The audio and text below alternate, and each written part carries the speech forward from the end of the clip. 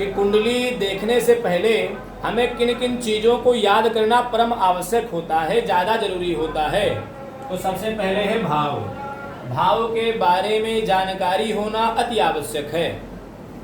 अगर आप भाव के विषय में नहीं जानते हैं तो फलादेश नहीं कर पाएंगे। क्यों?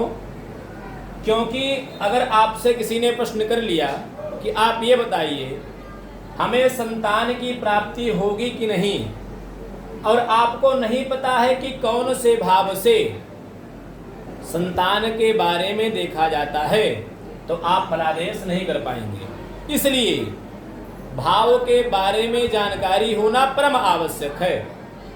तो यह है 12 भाव। 12 भाव में जो प्रथम भाव होता है, जो जिसे हम लग्न कहते हैं, वह है यह। इसे हम लग्न कहते हैं और इसे हम पहला भाव कहते हैं।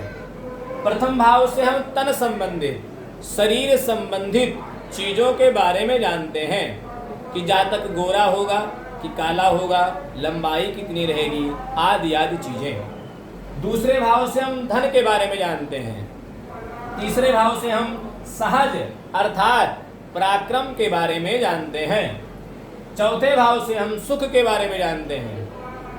पांचवें भाव से हम सुत अर्थात पुत्र और विद्या के बारे में जानते हैं।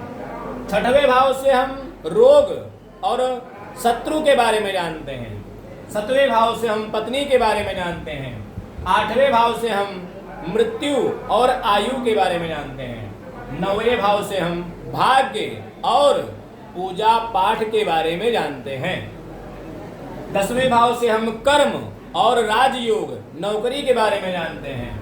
11वें भाव से हम आय के बारे में जानते हैं, लाभ के बारे में जानते हैं। 12वें भाव से हम व्यय के बारे में जानते हैं कि हमारा धन जो खर्च होगा वह कितना होगा और किस प्रकार से होगा, इसके बारे में जानते हैं।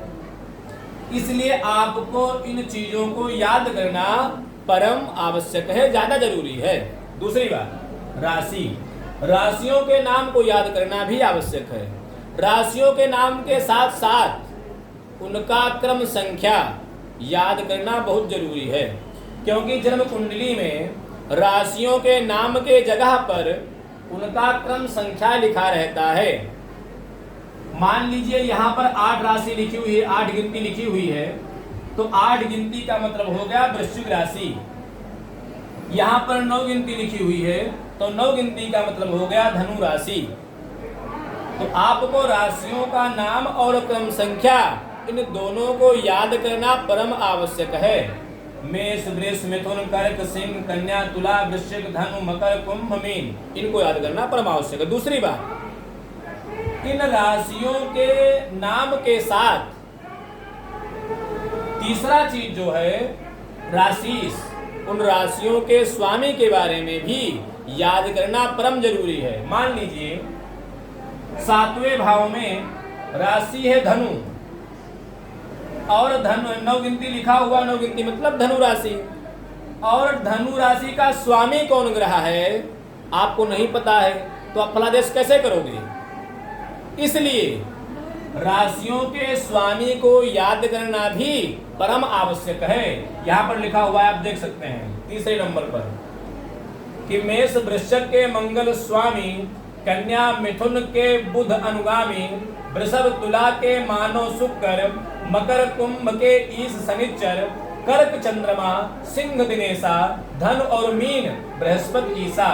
मेष वृश्चिक के मंगल स्वामी होते हैं, कन्या और मिथुन के बुध स्वामी होते हैं, वृष और तुला के शुक्र स्वामी होते हैं, मकर और कुंभ के शनिचर स्वामी होते हैं, कर्क के चंद्रमा स्वामी होते हैं, सिंह के दिनेश अर्थात सूर्य स्वामी होते हैं, धनु और मीन के बृहस्पति स्वामी होते हैं।